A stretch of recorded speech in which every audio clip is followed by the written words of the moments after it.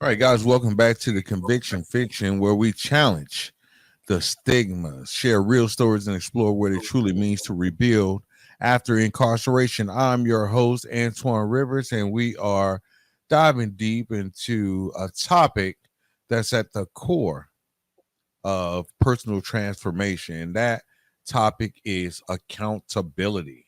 Again, I'm your host. Call me Antoine Rivers. Now, accountability is often misunderstood. Some see it as punishment, a weight that keeps you tied to your past mistakes. But in reality, accountability is power. It's the ability to own your past without letting it define your future. It's about recognizing the impact of your actions, making amends where you can, because sometimes you can't make amends everywhere. And it's also about stepping into a future that you design, not one that has been dictated by your old ways. So, for many who have experienced the justice system, the hardest part isn't just serving the time, it's what's come after serving the time. Society often tells returning citizens that their past is their only story, but accountability allows you to flip that script. It's not about carrying shame, but about using your past as fuel to build something better. Today, we are honored to have Eric McDaniels join us. He's someone who has walked this path, facing the hard truths of his past while building a future rooted in purpose and healing. We're going to talk about the challenges of accountability, the role of self forgiveness, and how to move forward without being chained to old mistakes. So, whether you're on this journey yourself, or you're possibly supporting someone who is, or just looking for insight into what true accountability looks like, this conversation is for you. So let's get into it, because the past doesn't have to be a life sentence. Welcome, Eric. How's it going, bro? All is well. Glad to be here. Yeah, you've been gone for like Glad three to be here. weeks. Great topic. Yeah, you've been gone for 3 weeks. Yeah, 2 weeks. Yeah. So accountability, Hey, man. you've been holding it down, bro. You're doing an awesome job. Proud of you. Yeah, thank you, Yeah, man. you said it, man. No, go ahead. I'm Said it. listening. You're Being about to go responsible into for it. your actions.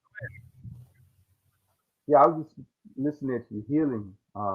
It's being responsible for your choices and your actions, and being able to say, "I did that," and understand the implications and the impact that our choices have made.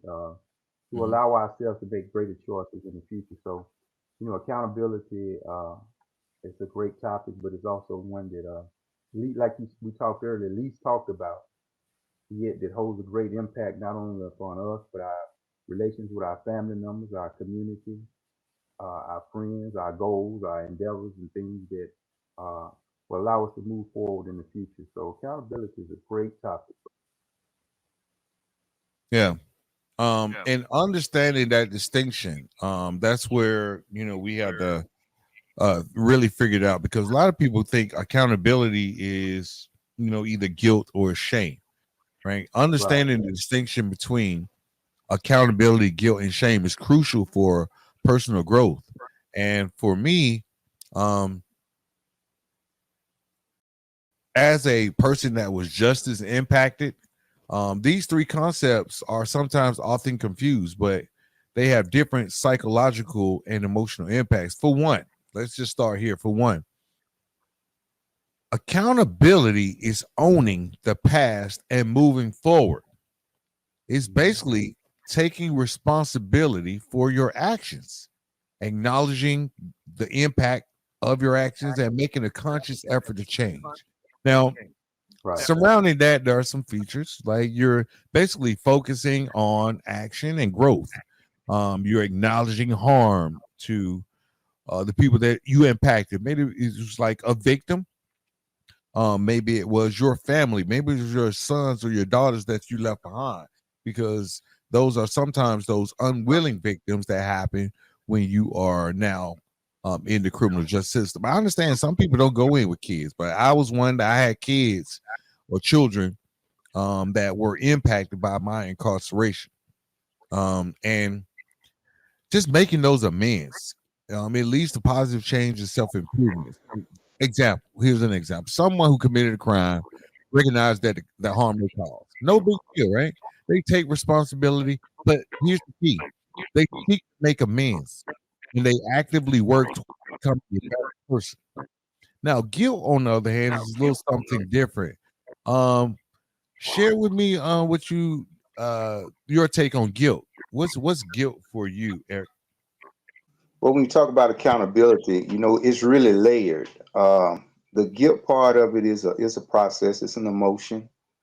I don't think one can really deal with accountability, honestly, without recognizing the guilt aspect of it. Yeah, the guilt of being able to see the impact of the actions or choices that I made upon my family. Not, me too, a wife, children, a loving mother, family, all of that played a part in me taking accountability, realizing it. But it was more than just saying I'm sorry. It was the work of sorry. I guess I hope you understand what I'm saying. Mm-hmm. We can say, I apologize or I'm sorry for my actions, but truly taking accountability of it is realizing the impact that it has and making the necessary choices to redeem yourself from that situation. One thing about accountability, it is layered, but on a personal level, you control that. I control that. I control whether I stay in the guilt or I take action to become a better version of myself. To me first and foremost, but also to show others, the impact of my sincerity of saying, I apologize, be it victim or be it family members. So yes, guilt is serious. For me, I just ask, if I had to give advice, it would really be not to wallow in it, but to take Mm-hmm. action. I agree. That's I agree with everything you said because for me, guilt is that emotional discomfort or that feeling of remorse after Hmm. I've done something that goes against every single value or moral code that I have. Right? I've done something. Now I feel bad about it because like I did it, but according to what I believe, now I'm feeling bad. I shouldn't have done that. Right? That's the guilt part of it. It can be a healthy motivator for change. Guilt can, because it encourages self-reflection and accountability. It encourages all of that. So all of them kind of play a part when we're talking about guilt, You know, accountability, and shame. one of the other things is, as I was listening to you talk, that part of, but to really look at how I allow my value system, wouldn't without being accountable to myself, and making the necessary choices. A lot of times people use the excuse I had no other choice, but there's always another choice. There's always another way to look at it. And then, until we embrace accountability on a personal level, we really won't recognize that. Yeah. My value system, what I really, the guilt outside of hurting others, what I allowed myself to become, you know, those were the major things that I had and still have to deal with. Uh, Mm. on a personal level, my value system, what I actually thought was good was really not good. You look back and it's been some years, I've been out some years, but you look back and say, man, what was you thinking? Or how were you thinking? But hindsight 50/50. So, being accountable today really opened up avenues for you to be able to grow, but also look back because you don't want to repeat some of them places. Right. Exactly. And that can often lead us to a point of shame because we're talking about the difference between accountability, guilt, and shame. Because shame is that deep feeling of worthlessness, or you have that self hatred, and it's tied to the actions that got caused. A lot of us had to deal with that, especially coming home, right? Depending on the type of case you had, or we have some people that listen to the conviction fishing podcast that were have to register and all that kind of stuff. So it's sometimes it's a deep feeling of shame, of worthlessness, and almost like a little bit of self-hatred tied to one's actions, making a person believe they are inherently bad. Now, when you're talking about shame, it leads to like self-punishment and avoidance. So shame is not one of those things that we want to if you're dealing with it, we want to encourage you to get out of it because it can cause mental health struggles. It can include depression or having anxiety, and it often results in defensiveness or withdrawal. Withdrawal. I'm sorry, and that makes things difficult to change. So instead of recognizing that they made a mistake, sometimes people feel that they are the mistake, and it Right. leads to destructive behaviors. That's where shame comes in. So, distinguishing between accountability, guilt, and shame is key when it comes to rehabilitation. Right. Right. There's a level of transparency, enforcement, and compliance. Being Okay. trans being transparent where I am, being transparent in the impact of maybe those choices in the past to not repeat them. The enforcement, what am I going to do different?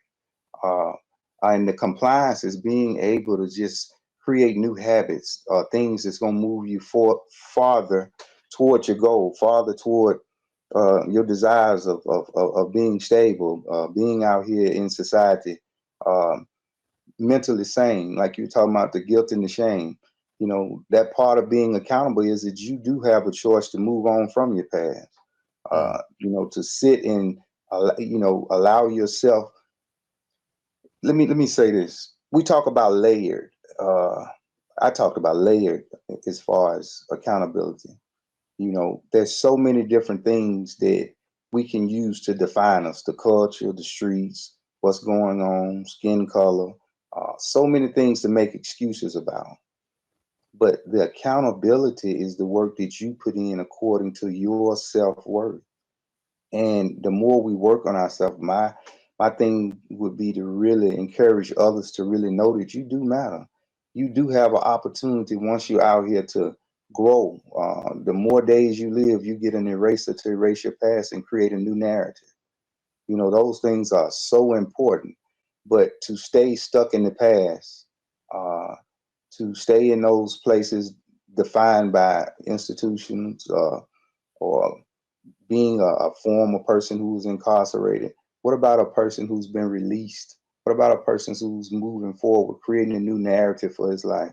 And all those choices in what we're talking about as far as accountability, we have all those things at our disposal. Everything we need, we have at our disposal, but within us. So, the part about being accountable is finding out who you are, you know, and making peace with that to move in a better direction to create a new narrative for yourself. I talk about the value system and looking at how I kind of view life and view things. Some of it was trauma. I can name a lot of things for is excuses to say why I thought like this. But the person I am today, I had to challenge myself to take on a whole new mind frame. I had to renew my mind about some things. I had to look at life from saying, hey, I just got it.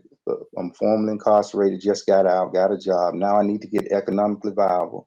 So, what are the things I need to be looking at? I'm a big proponent of goals. Goals is big with me. Everybody needs to have a goal, something they're trying to reach and to attain. And accountability is a big part of that because those three phases I talked about: transparency, being honest with yourself, enforcement, taking initiative to move forward. But the compliance is all those little bitty things. If you need to learn about getting credit or getting yourself in line to buy a house, all of these things are out here, for us to be able to move forward.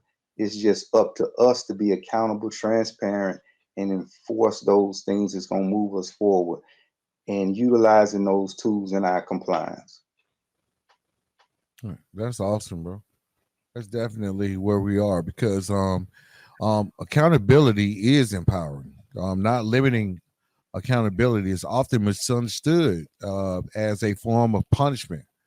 Just being accountable is sometimes looked at as a punishment or a burden that keeps people tied to their past. But in reality, I think true accountability is one of the most powerful tools for growth, freedom, and self-determination. And here's why. Here's why. Because accountability puts you in control of your life, right? Despite the mistakes that you've made, if you are held accountable and you hold yourself accountable, it means that you are owning your choices and their consequences, whether that's good or bad.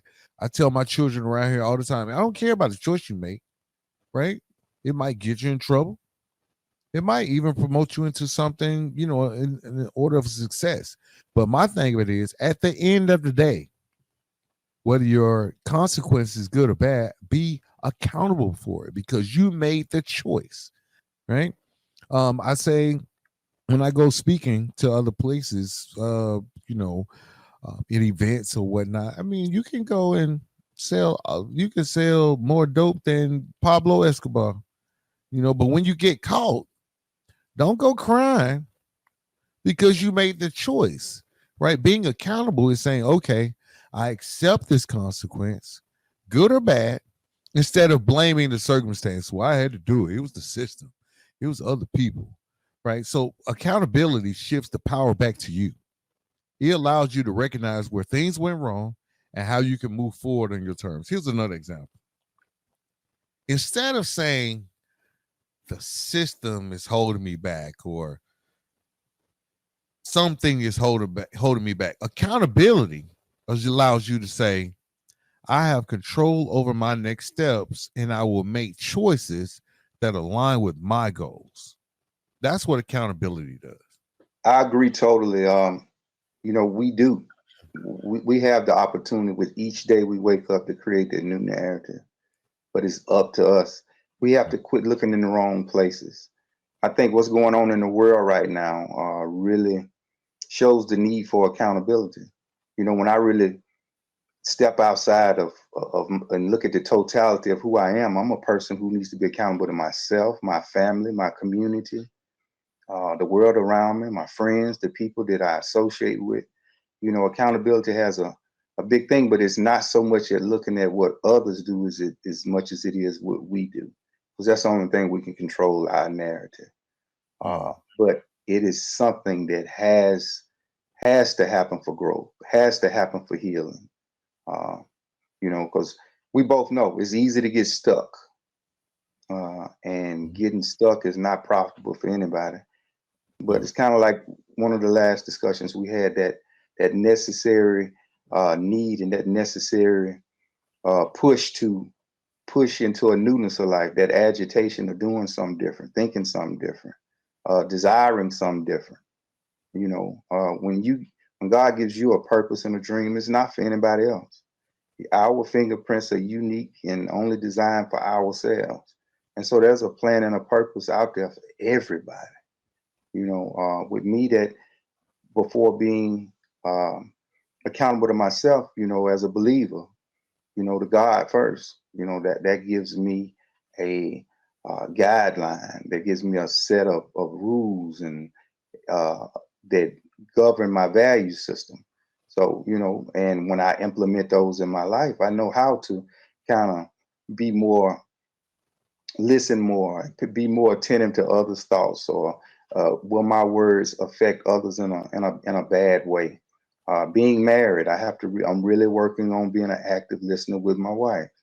I'm really working on watching my words, And so all of those are beneficial, but those are part of me being accountable, not only to myself, but to those around me.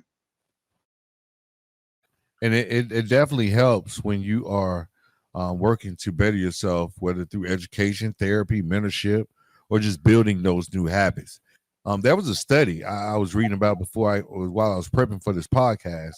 It was a study from the American Psychological Association that found that individuals who embrace accountability were more likely to achieve personal and professional success post incarceration. For example, I was a returning citizen. I acknowledge that there were some financial mistakes that I could take to improve my credit. There were some mistakes that I made. So I needed to take steps to improve my credit, to learn how to budget, right, and build financial stability.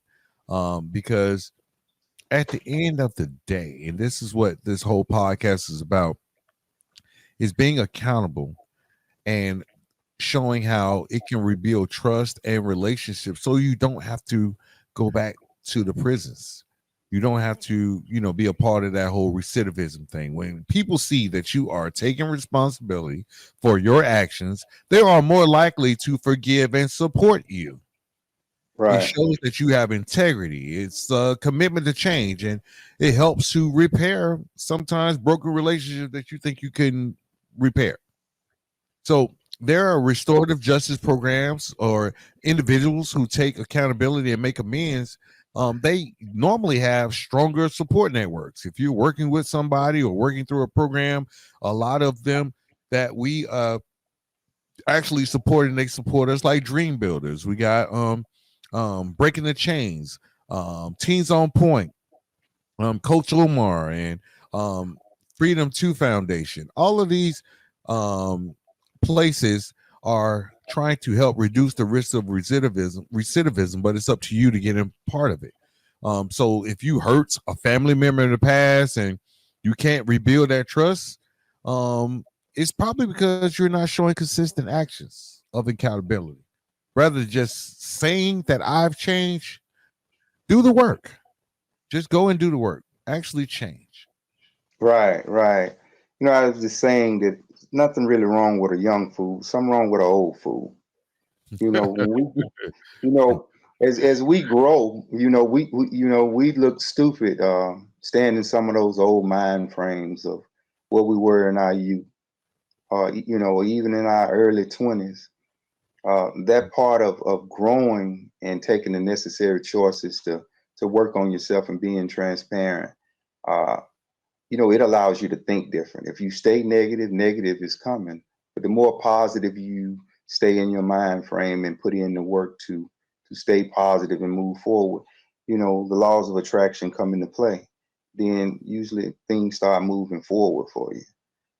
Yeah. If I had to just encourage my brothers and my sisters who have been released from incarceration or going through right now, listen, we all have choices. Never feel like you don't have a choice. I've been that person. I could justify doing certain things like, well, I didn't have a choice. Yeah, we always have a choice. And everything is just one mind frame away from things moving in a different direction.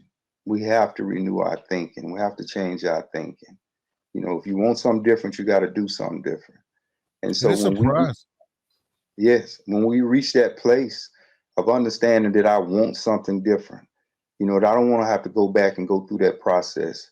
When I reach the age I am to understand I don't have any more do-overs in me to start all over again. Coming up out the mud was a blessed thing, but it's nothing that I want to repeat again. Along that journey, it had some great, great lessons. That was learned some of the hard ways, but I feel I'm wise enough now and I'm grateful for what I have to want to continue to build, but I don't want to lose it. Yeah. I don't want to stop the momentum or the traction. I'm Yeah. And moving. that's what, no, I'm sorry, but I'm just going on the same wavelength that you're talking about, because accountability, most times it creates opportunities. It doesn't create limitations, because believe it or not, employers, mentors, and community members, they actually respect those who take ownership of their past and actively work to better themselves. I know a lot of the listeners are like, man, that's some lame stuff. I ain't never heard of that. But for real, if you out here and you talk to these community members, you talk to family members, they actually are happy that you are being accountable for your actions. Many programs, grants, and support networks prioritize individuals who demonstrate personal accountability and a Right, commitment to growth. So instead of feeling stuck in past mistakes, accountability opens up new doors and new possibilities. So if you are that job applicant with a record who honestly acknowledges their past, but also emphasizes the growth, it is more likely for you to earn respect than someone who just completely avoids the conversation. I don't want to talk about it.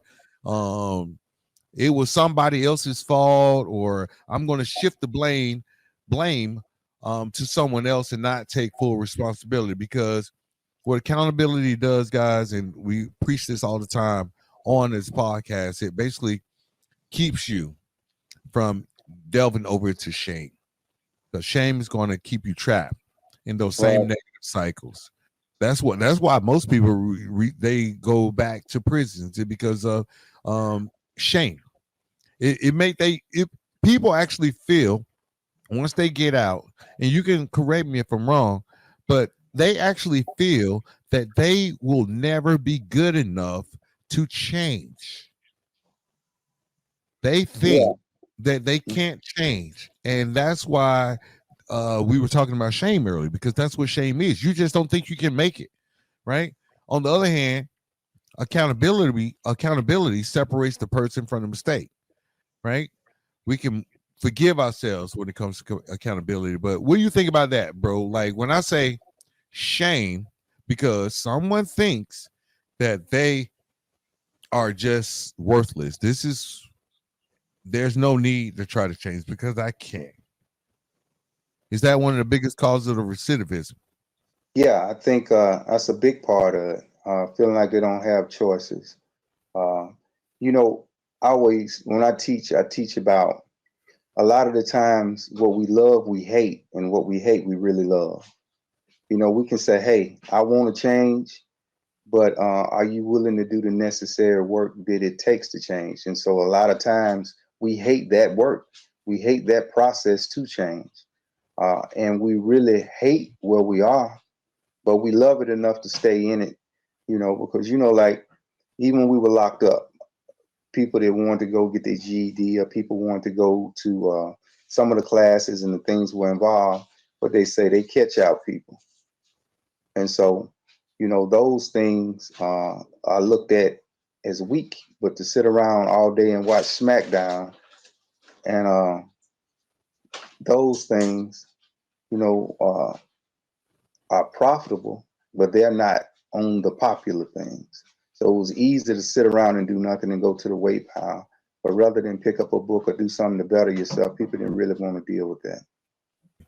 And one final thought: owning your story. You got to own your story, because reclaiming your power is very important. Accountability is about not it isn't about being stuck in your past. It's about owning your story and shaping your future. I was just talking about guilt and shame, and how accountability, how all three aspects kind of go into the fold. So shame, it basically keeps you stuck in a cycle of self-destruction.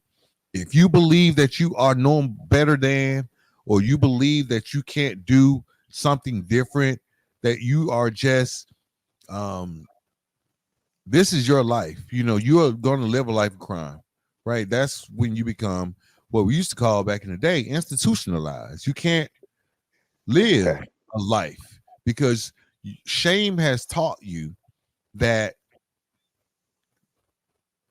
you can never achieve any type of success. Maybe you're using maybe the environment that you came up with. Maybe you're blaming your parents. You always, when you're in shame, you blame everybody else but yourself. When you're in shame. Yeah, but it's a feeling. Once one becomes accountable, he moves off intellect. Once you start doing the work, the intellect to keep in. 99% of the problems we have is from moving from our feelings. And it's what the topic you're saying is real because I've witnessed it in my family. Uh, I wouldn't say personally, maybe some aspect in my own life, uh, but it's just a feeling that we use to justify ourselves not living our potential. Everybody, life is full of choices. Every day that we wake up, we have a new opportunity. To, like I always say, to create the new narrative. But to allow ourselves to follow, I was talking earlier about accountability. It's layered because, depending on the environment you're in, you got to get out of those environments. You got to get some new friends. You got to get some people that's moving in some direction. Some people you can learn from. Some people that can add to your life. You know, it's easy to go back and hold the same conversations that you had with the same people doing nothing. You know, but we talk about that word bottom, um, and we know that that's a voluntary place that some people just say, "Hey, that's where I want to be." You know, you can't fall off the floor. You know, once you there, you there. Uh, Hold on, bro. Hold on 1 second. I need you to say that one more time. I say you can't fall off the floor. You Mm. know, to me, being incarcerated is on the floor. You know, getting out is an opportunity. You know, you can tell me out here there's a lot of problems, but all I'm saying is I don't want to go back and endure those problems. Being confined in a cage, restricted movements, not being able to see my loved ones, having those loved ones come see me and get treated as if they were incarcerated, having to strip and get searched and handle, you know, all of those things. No, I don't want to subject my family to that, but let alone myself. And so what I'm saying, you can't fall off the floor. But when I get out here, yes, out here has its set of problems. But we have to move not off feeling, but what's going to be beneficial to me. You know, I had to ask myself, am I loving myself in this decision? We have to use a filter, you know, in our thinking. Yeah, it's easy to fall with the norm of the masses and the 85% of recidivism. But what are the 15% doing different? How are they thinking different? You know, Yeah. are we stuck because I made a mistake? No, I made a mistake. I did time for the mistake. But it's up to me outside of what anybody else think about me. It's all about how I think about my life and the quality of life that I want to live. And if I got humble beginnings that I got to go through, and trust me, I did. I had some humble beginnings. I had some times where I had to swallow my pride on jobs, but I had a goal in mind. You know, I had a goal saying, hey, in 2 years, I'm going to buy a house. So I worked 2 jobs. You know, I was one of them people when I got out, went to day labor. You know what day labor is? Yeah, you get paid every day. Hey, man, you stand out there on that corner where the rest of them met, and when they ride by, say, jump in the truck. But listen, I worked in prison for free, for free. And Mm. sometimes 12, 16 hours a day. And Yeah. so what I'm saying, out here, you give me the opportunity. Yes, but I wanted my mentor. I met James Blackman out here. Great guy. He passed on, but he was a blessing to me. I like it because he was a pusher. So far as wallowing in self-pity and all that, he would allow me to create the narrative or the goal that I wanted. But he would give me the push, but I had to do the work. You Yeah. know, I had to do the work, and that's what made me really respect him now more than ever. I thought it was kind of being cruel, but it was all in the work that I was moving forward. It was in the necessity of seeing, hey man, I made this positive step here. Credit score and moved from, you know, when I got out, I did so much time. My credit score only had my social security number on and my name. That was it. And so now, you know, no credit is worse than bad credit. So, you know, to get out and make the necessary steps to get my credit and stuff in there in order to be able to buy a car, get housing, or even get myself in a place to buy a house. You know, I'm not saying it's easy. I'm saying it's necessary, but it's not harder than going for them people calling count time and stow call, you know, Right. being confined in a cage. And that's So why I think it's very important, man, that we self-forgive ourselves, man. Self-forgiveness is critical. It's a critical part of the healing process. It's a critical part of accountability and personal transformation, especially for those like us who have experienced incarceration or made serious mistakes in the past. Without it, people often stay trapped in the cycles of guilt, shame, and self-doubt if they don't forgive themselves. And that just makes it difficult to move forward. Here's why, to me, self-forgiveness is essential um, for healing and how it can be healed. First, there's this big misconception that self-forgiveness means excusing your bad behavior. Somehow people have came up to the conclusion that self-forgiveness means that, well, yeah, I was a criminal, but I'm going to excuse that criminal behavior. But in reality, true self-forgiveness includes accountability and the commitment to do better. There's this process of forgiveness. First, you got to acknowledge the mistake. It's almost like some 12-step stuff, but it sounds crazy, but this is what worked for me. I had to acknowledge that I made a mistake. I had to be honest about the past actions without making those excuses. It was somebody else's fault. If this hadn't happened to me, then I wouldn't have done this. If the world if the sky had been green that day instead of blue, then I probably wouldn't have done what I was doing. Right? The second step, I had to take responsibility and recognize the impact of those actions that I had on myself and others. All right. I immediately recognized the impact of the actions that it had on myself because I was locked up. What I had to take time to realize is like the impact that I had on other people, aka my children, aka my family, aka people that cared about me and loved me, aka the people that I harmed while I was committing crimes. Right, I had to take the responsibility and recognize the impacts. I knew the immediate impacts on me because I was in a penitentiary. I was in that hole. You know, I was in there um, um, eating whatever that stuff is they be giving us. I saw those immediate actions, but I didn't recognize immediately the impact that I had on others. So I had to learn that. I had to take a step back. And when I found out the issues or the impact that I had on others, I tried to make amends where possible. I had to apologize to those people, try to repair those relationships, or even I couldn't do it. I was just trying to contribute to some other way in the community, some way or another. And 4 and 5, basically, I learned from those experiences. And fifthly, I released the burden. I accepted that I'm human, man. I can make mistakes, and my past doesn't define my future.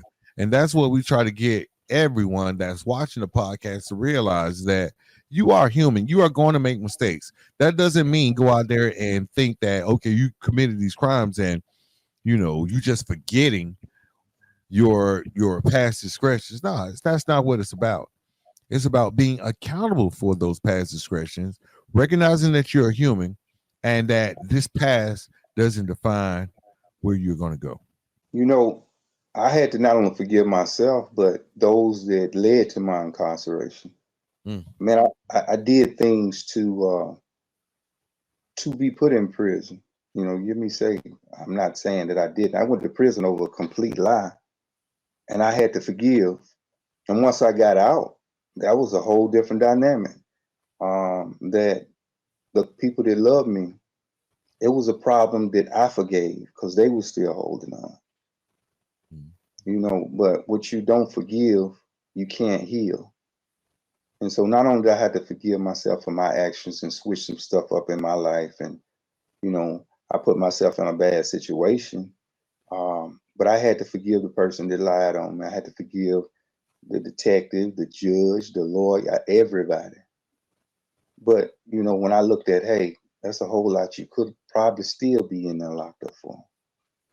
And so, that's not removing the responsibility from them, but that was a whole lot in Eric that had to change. That was a whole lot that I didn't like about myself. And in all actuality, I don't know about you, but when I was out there in the streets and I was out there, it was it had its good days, but it was a miserable lifestyle to be living. And definitely growing and aging, you didn't want to repeat that process, so I like when you talk about forgiving yourself, but you have to learn to forgive others too. Be it if they're part of your case or some traumatic situation that happened to you in your childhood, or because a lot of people deal with a lot of different things that help and shape mold who they are and their value system, and what they view as right and wrong. And so being accountable, it's definitely for those of us who have impacted others. But it's also, it's a lifestyle. It's not an event. It's something that goes on whether you've been incarcerated or not. I challenge everybody to just try to be more transparent and have accountability in their lives. For those that are believing the faith that I am in Jesus Christ, we call to be accountable to one another. So all those play a big part for personal growth on all levels. Um, and accountability is an action word. It's an action. It's not a feeling. Shame, guilt, remorse, all those things are feelings, which Mhm. means that you control. You're human to have them, but you don't have to accept them. I can have shame, but shame can never have me, which means that I can remove shame. I can remove guilt. I can remove remorse. So we always have choices. We just have to be willing to put in the work mentally, because that's where everything comes from, and renewing our mind. Uh, so I love the discussion, and I really love you really hitting on the points of the shame and the guilt, because that's a big part. If you 40 and 50 years old still talking about something happened when you're 10 or 11, I can understand that, but also can really push you towards being able to make amends with that situation and not allow it to define yourself and who you are today, because you have that opportunity. Yeah, you do. And especially if you're 40, 50 years old, if it's been defining you this long, it could be one of those things that you could take to the grave and you would never live to see the potential that your life probably could actually bring. Right. Especially if it's some traumatic event or something like that. You could be the inspiration for someone that has been in a similar Always. event instead of holding it as a crutch for you to continue in some debilitating behavior that's really not good for you. So yeah, we've been talking about accountability, self-forgiveness, and moving forward. All key steps in breaking free from the past and reclaiming your future. But transformation doesn't happen overnight. It takes the right mindset, the right support, and the right resources. And that's why I'm excited. I'm very excited to introduce my new book right here, The Conviction Fiction, a powerful guide for anyone navigating life after incarceration. And just a little bit about the book. It isn't just another book about the justice system. It's actually a blueprint for rebuilding your life. It explores real stories, practical strategies, and deep reflections on overcoming stigma, finding purpose, and creating a future beyond your past. So I worked on it. A lot of people contributed. I'm just so grateful to be in this position. So whether you've been through the system, supporting a loved one that's in the system, or work with reentry programs, this book is for you. Now, it's designed for the formerly incarcerated individuals looking for guidance and inspiration, but it also is for reentry programs, providing resources for successful reintegration, like, churches, mosques, and faith-based organizations supporting second chances. Halfway houses and transitional living spaces can also benefit, um, because these nonprofits are dedicated to rehabilitation and reducing recidivism. Now, the book is available soon on Amazon. I'm just reading through my proofs, but you will be able to purchase it directly on Amazon. But we want to partner with reentry programs, faith-based organizations, and nonprofits to get this book into the hands of those who need it most. So bulk purchasing options will be available. Real change only happens when we build community around the message of transformation. So let's work together to continue to change the narrative. So if you're a part of an organization dedicated to reentry success, reach out today to learn more about bulk orders and partnerships. No one's past should define their future, and that's definitely like one of the hallmarks of my life's work. It should never define who you are. You got Right. to get out of that shame, got to get out of that guilt, and start being accountable. All right, that's my Hmm. shameless plug. That's my shameless plug. But um, prison, because prison changed my life in so many ways, man.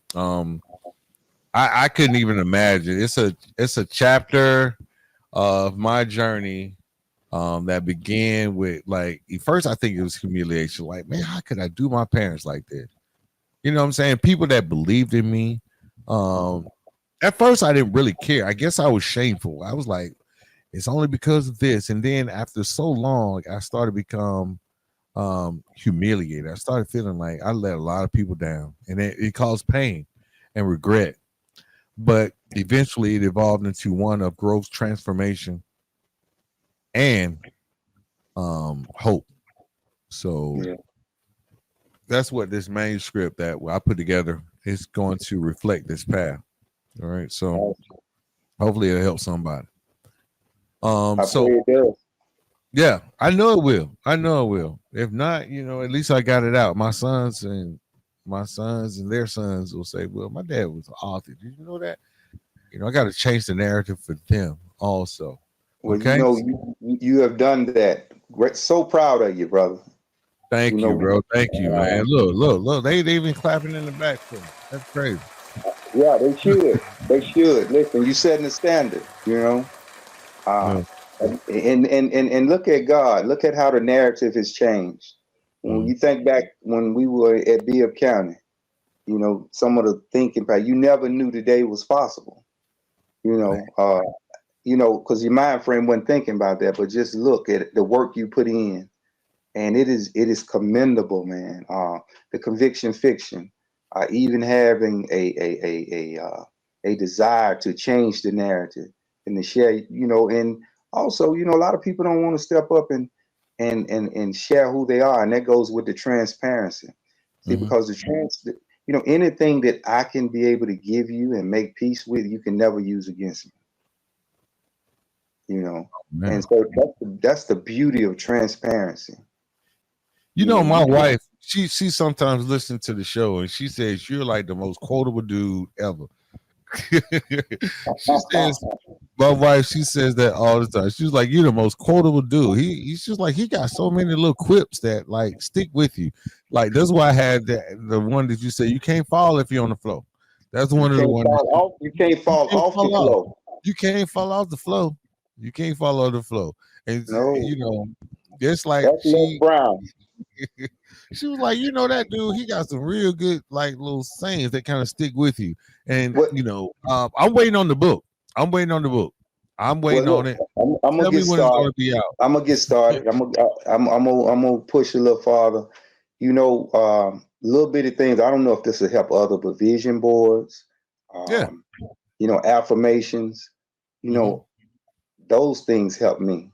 They help me kind of stay focused.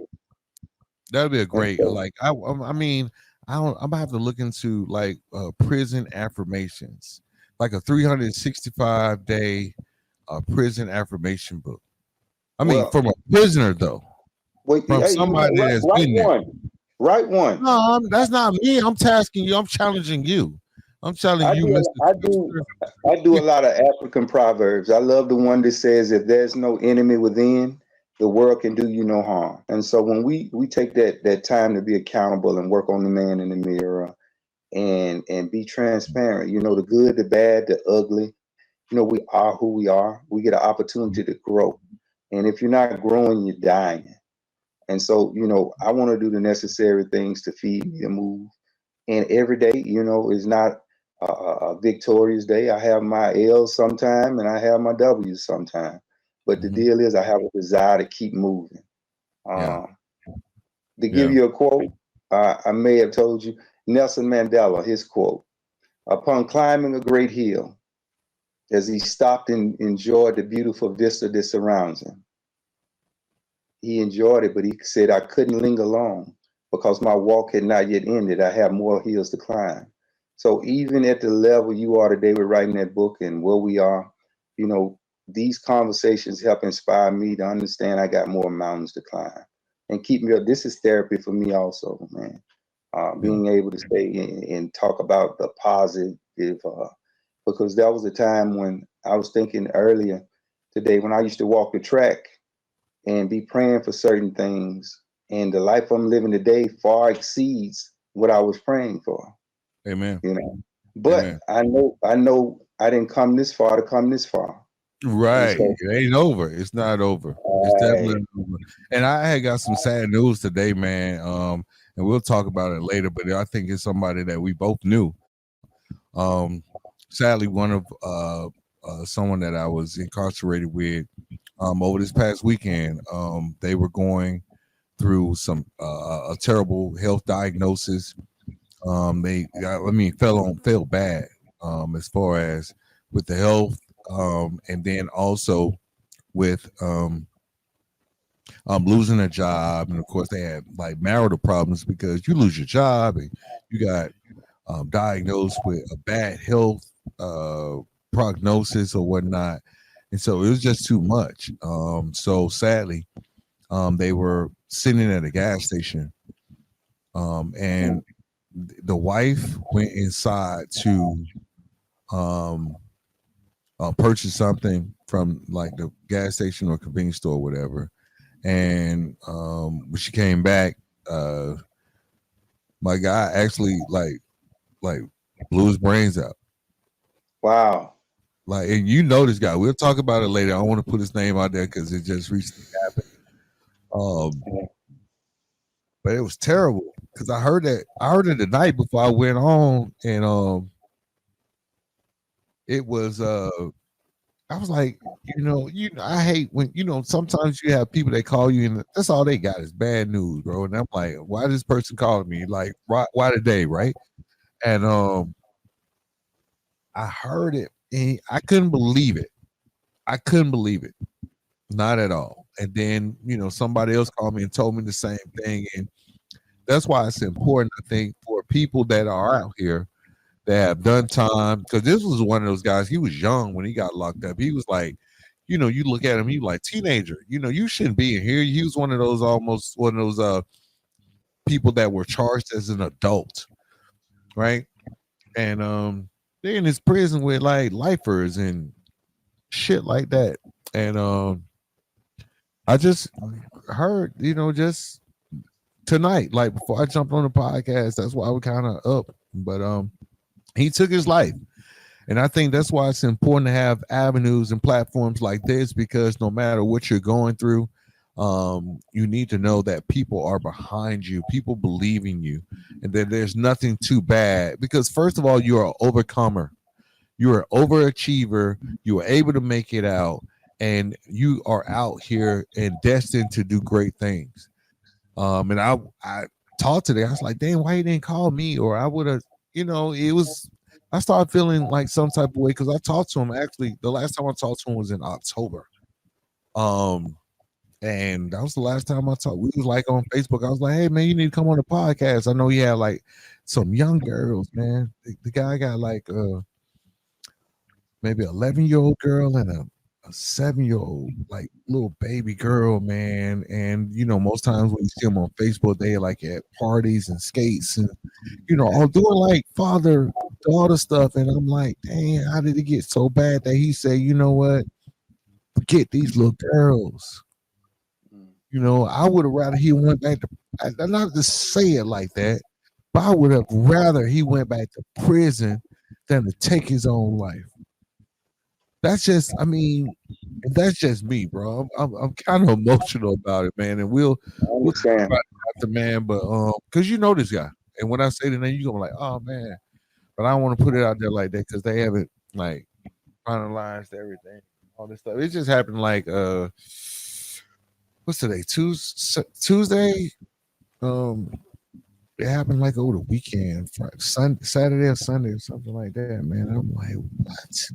But at any rate, as we wrap up this conversation, remember accountability is not about staying stuck in the past.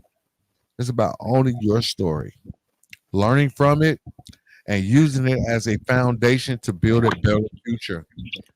True accountability empowers you to move forward with purpose, rebuild trust, and create real change in your life. I want to send a huge shout out to Eric McDaniel for sharing his insights and experiences.